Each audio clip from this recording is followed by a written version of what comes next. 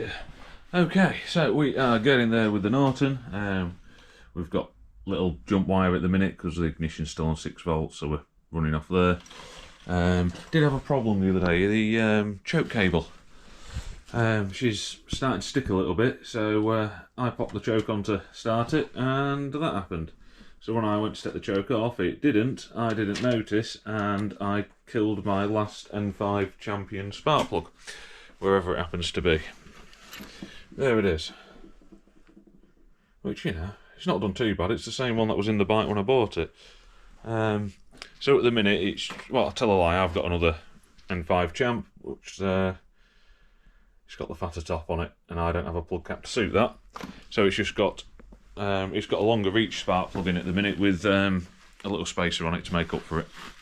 So anyway, around the rest of the alternator, it's all a bit messy at the minute because I've been trying a couple of different things. Because I was hoping I could run it off a just one single modern 3-phase reg rack, but the way the phases fall on this thing, I can't make it do it. You end up with the phases fighting each other.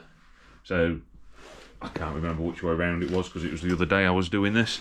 But say you'll have that phase and that phase doing the exact same thing.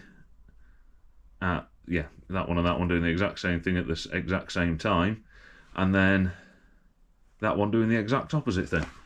Whichever way around it worked out, I can't remember because it was a couple of days ago I did this. So the phases are fighting each other when you measure line voltage. Because I originally wired it in a delta. And yeah, I was getting one phase having full voltage, and then when you measure across the other two, it was half. So I sort of suspected that was what was happening. So then I tried wiring it in a wire configuration just to confirm. And yeah, sure enough, yeah.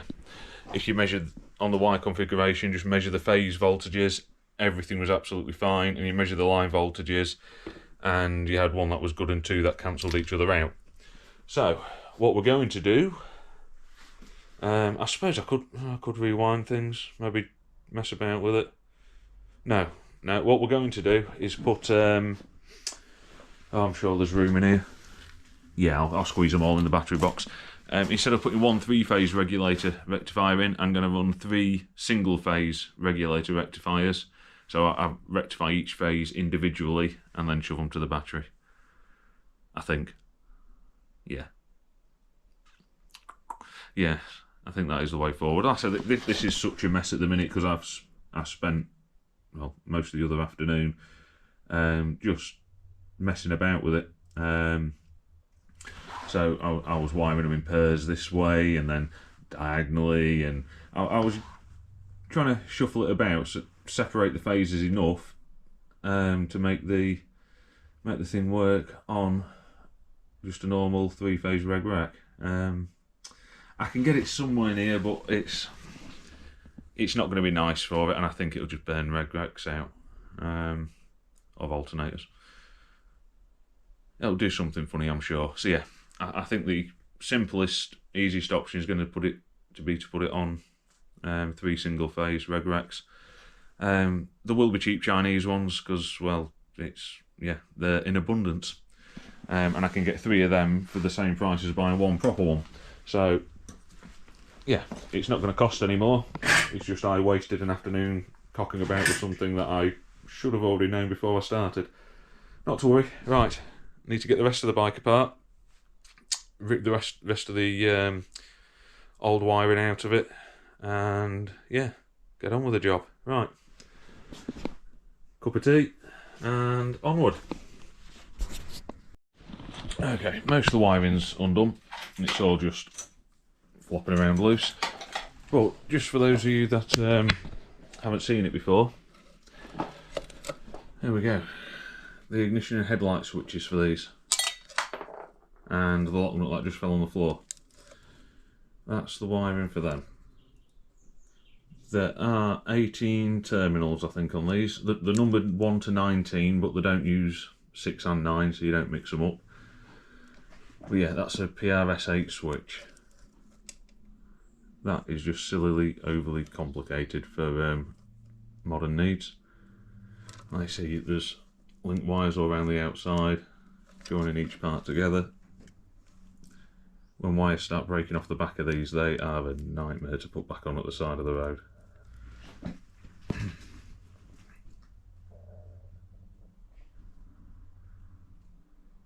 Right. So yeah, they're interesting to wire up at the best of times. And yeah, fault finding on them can be a pain in the arse just because there are so many terminals.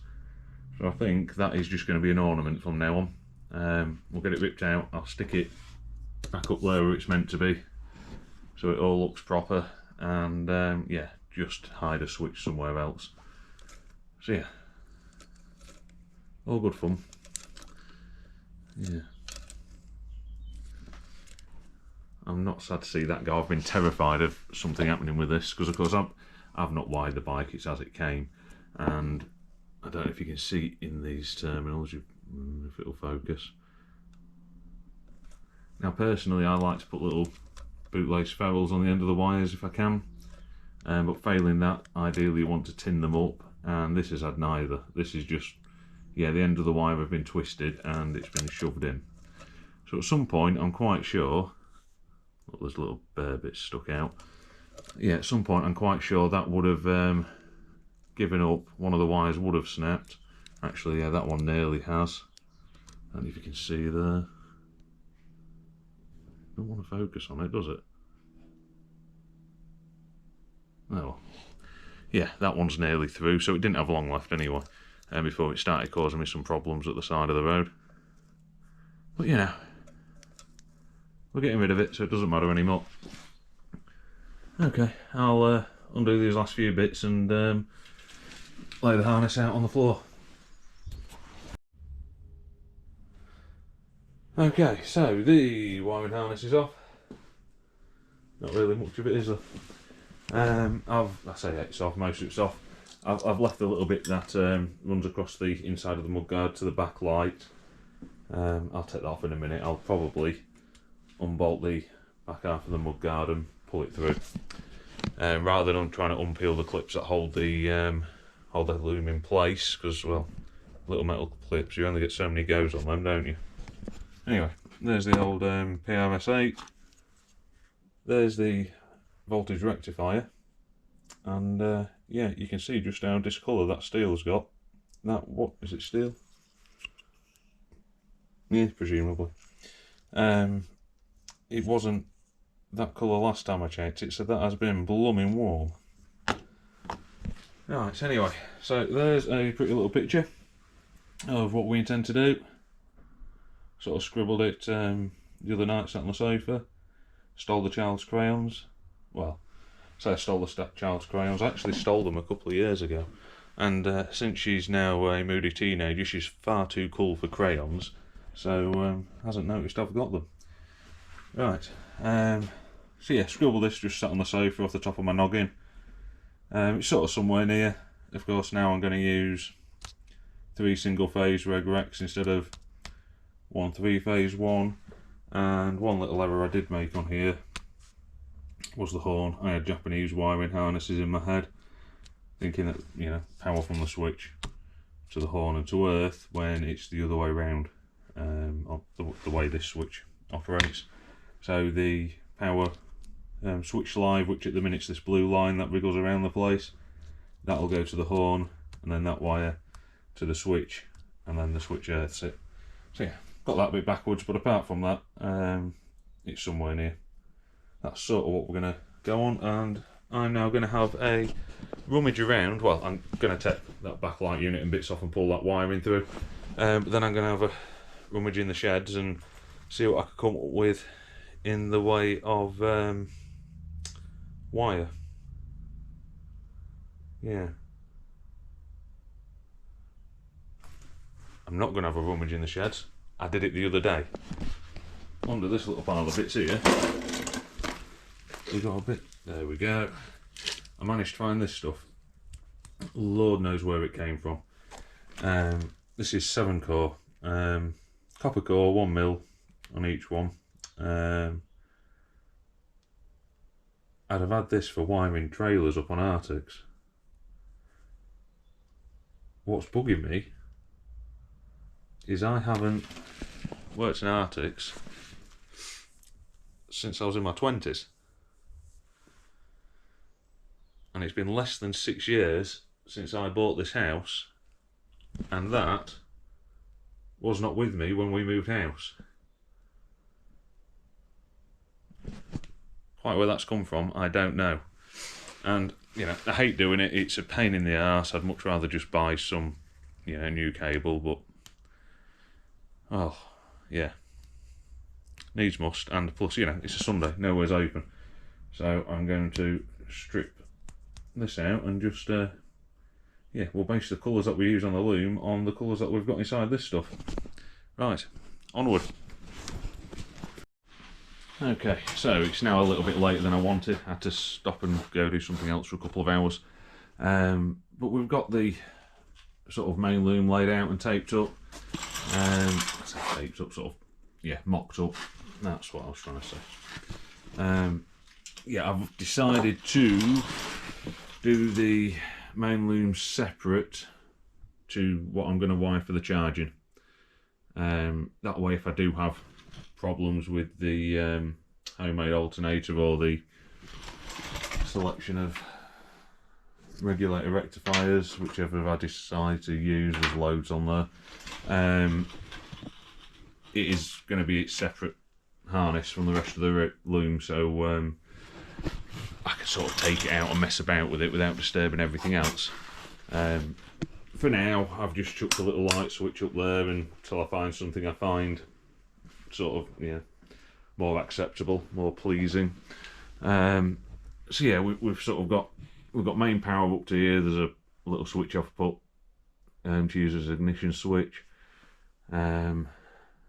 Yeah, just is what it is. All the switched lives, the lighting lives, all the earths and bits running down. We've sort of got, what are these ones? They will be, that's the damaged one, yeah, so that's getting cut there. So that's the horn wires, sort of switched live to the horn, and then they return up to the handlebars. The switch isn't on there yet. Oh, speaking of handlebars, I've dug some out that are equally scabby to these, but a little bit straighter and with a tiny bit more eyes on them, because I do have to sit quite hunched on this thing, but there isn't the cable length to go, you know, sort of high enough for what I need, so they'll do. There'll be a compromise that'll work for now. So yeah, that'll be for the horn, as I was saying. Live feed for the coil. Yeah, all the switch lines are brown if you've not figured that out yet, and then yellow down to the points. That's just kicking about up here at the minute, which I'm quite disappointed in. I think it's the first time I've used yellow on points. I normally use pink for points, and yeah, I don't have any pink wire, so yeah. And then of course, main lives and earths for the battery box. There's some earths that tee off up here for the earth point. Then we'll have switched live down to the brake light switch, and then that's the return from the switch, and then that lot clears off to the back light. Of course, it'll all be under there. Just wanted a basic layout laid over the bike. Then I'll start taping things up and finding some connectors. But as I said, I stopped to do other things, and it's now quite late, so I think I'm gonna. It's getting quite cold as well. It's not too bad in here. You know, the insulation is working, but yeah, I think I'm gonna come back to this in the morning because I'm starting to get tired. See if I can remember what I've done. Yeah, that'll be interesting. Right, I shall carry on for a. Yeah, I'll tidy some mess up and bits and I'll come back in the morning. Alright. Okay, so we've been making little bits and bobs. I've made a rail to sit the 3 single phase rectifiers on. It's just bolted to the bottom of my tool tray. You'll notice the bolt holes aren't anywhere near straight because I've just used pre-existing holes rather than drilling more in the bike. And where are we? There we go. we've now got a very busy looking alternator because it's got far more wires on there than one normally would have. Well, that's sort of the gist of it. I did have to... oh, where's the little box? Bear with me a second. Look at this. Should have really planned some of this, shouldn't I? There we go. Yeah, initially I didn't wind it on that stator. Use this old one, because what they've got is these discs that sit one either side, and they've got the little metal prongs on. And once you've wound your coils, you bend these prongs down and it holds everything in place nicely. At least it should do, except for that one. There we go. Snapped off as I bent it down. So I took everything off and moved it onto that one. But we'll save that. I'll use it for something, even if it's just a paperweight. Right, it's all getting rather messy in here because I've been rummaging around for nuts and bolts. And, well, all the wiring everywhere and whatnot and making bits, so I think I'll have a tidy up. Then we'll do the next bit. Yes. Well, what I am going to do, rightly or wrongly, I'm going to do it anyway, is coat this slot in something oil resistant, probably RTV, just because I've got some. So yeah, because as soon as that mucky horrible primary oil, it doesn't stay clean forever, does it? As soon as that stuff hits this, it's just going to unpeel all that tape and whatnot. It's not going to like it. And also if I put RTV on it, it'll stop all the wires rattling around, and I mean there's already some smudges on it from where I sealed the coils in.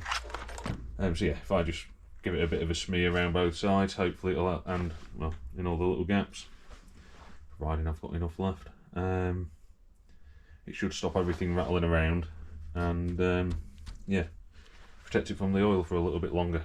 Right, I'll get some tidying up done and get on with the next bit, and then yeah, we'll bring you back later.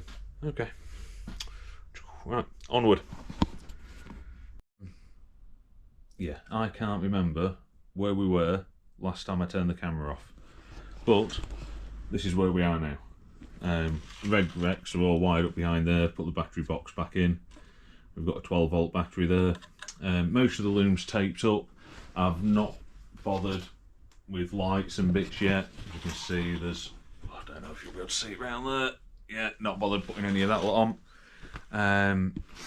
Yeah, we've still got the crappy little switch at the top here, but at some point I'll get a handlebar switch for it, and then I'll put that knackered PRS8, that one, back in the hole so the bike looks right, but yeah, that'll do for now.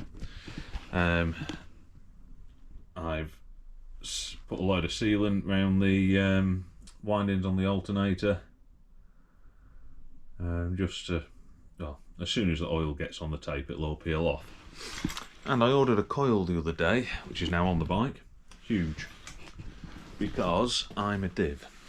Where's the old one? Okay. So, all I looked at was the electrical specs on the coil. And kind of, yeah, 12 volts, points coil, non-ballast resistor, 3 ohms resistance, brilliant, that'll pull about 4 amps, we can handle that. And forgot to check the actual physical dimensions. So, yeah, it is absolutely vast in comparison. But it was sort of the cheapest branded coil that I could find, and you know, I wanted something that at least someone put the name to it, and was in, I say, UK distributors, so if there was a problem I had someone I could send it back to. So yeah, it's currently held on with a bit of yellow tape, so we'll have to make a bracket for that. But we are just about ready to see if we have any kind of spark. So we'll turn the ignition on, and if I put my fingers down here and flip the points, there we go. So there we have it. We have 12 volt ignition. So I think I'll chuck the fuel tank in its general direction. We'll fire the bike up, if it will, and see if it charges. Fingers crossed. Right, leave me to it. Okay, well that started surprisingly easy, but if you buy the little welding display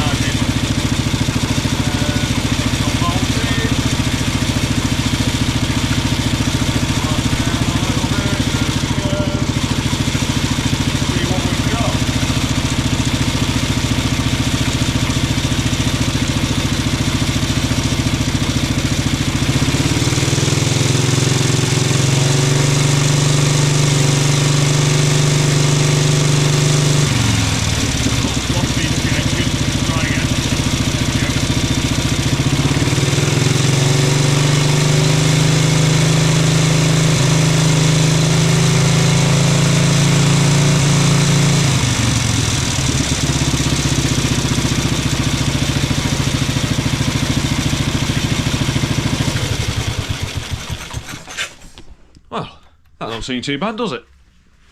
When do we get to? 14-ish? I don't know, somewhere around there. Just going to stand outside where there's a bit more oxygen. Oh, okay. So, that wasn't too bad. What I'll do now is I'll see about wiring some lights in and do something with these tails down here. Put some lights in at the front, and then we'll try it again with everything turned on and see what success we have from there. That's if I can find some 12-volt light bulbs, so you know, might be a while. Right, I'll bring you back when I've done something. Onward. Okay, right, we've got some lights on. The only 12-volt pre-focus bulb I had was an LED one, so might be good, might not be. It's not going to pull much load though, so yeah, hopefully it won't have too bad an effect. Once you change the backlight bulb, turns out the bike's always had a 12-volt bulb in the back, which, you know, it'd explain why it was a little bit dim at times, but yeah, never checked that, so didn't have to change that one. The only other bulb is the little side light bulb in here. Don't have one at the minute. I've just left the 6-volt one in. It lasts as long as it lasts. So yeah, right. What I'll do then is I'll get the thing fired up, and then see how it's charging when we've got all the lights on. I'll pop you down here somewhere. You can see the meter at that, can't you? Right. I'll get the thing to fire up.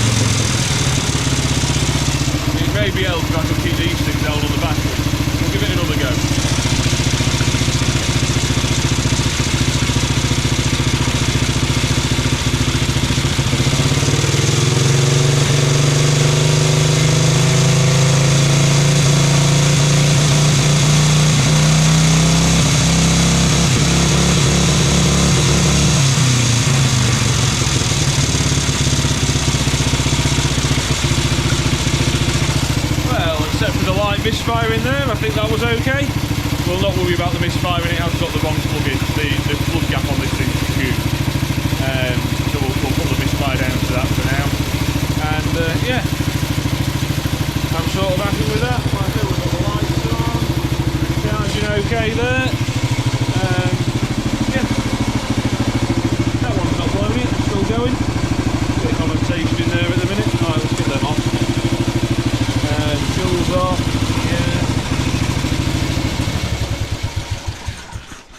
Right, I think for now we'll call that a success. Okay, flipping heck, yeah. Right, there's still a lot of messing about for me to do. Yeah, just making brackets, doing things like, really shouldn't use blue rag to also hold the battery in as well as support the tank and everything else. Got to make a mount bracket for that coil. Yeah, a couple of other little bits and bobs fettling about. Forgot about changing the handlebars, sorry, and I've put the switchgear and bits back on, so yeah, I think for now that can just stay as it is. I'll worry about it when it comes time to replace this little switch. So yeah, oh yeah, condenser to change. But I think we'll call that quits on this one. This could turn out to be quite a long video, we'll see what happens with the editing. So if you've made it this far, well done. Well done indeed. You should have yourself a cup of tea, which is exactly what I'm going to do now. So thank you for watching, we'll catch you in the next one. Ta-da!